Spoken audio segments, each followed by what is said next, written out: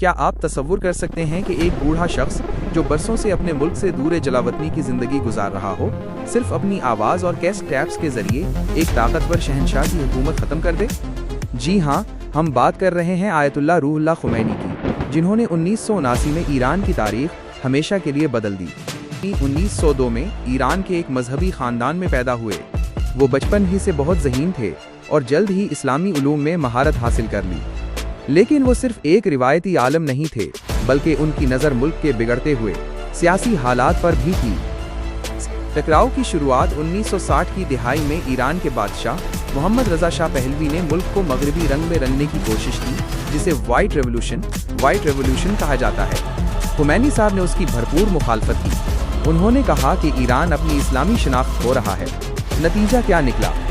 उन्हें गिरफ्तार कर लिया गया और फिर 1964 में मुल्क बदर एग्जाइल कर दिया गया।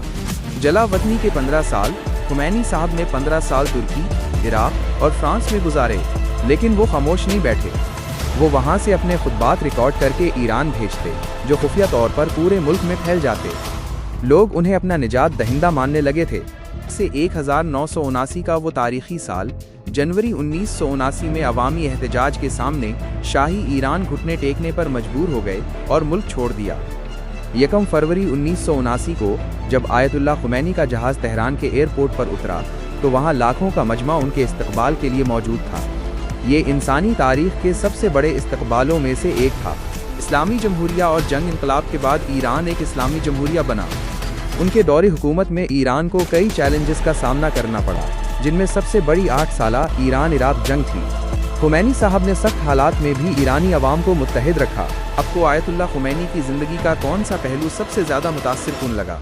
कमेंट्स में हमें ज़रूर बताएं और मज़ीद ऐसी तारीख़ी वीडियोज़ के लिए हमारे चैनल को सब्सक्राइब करें।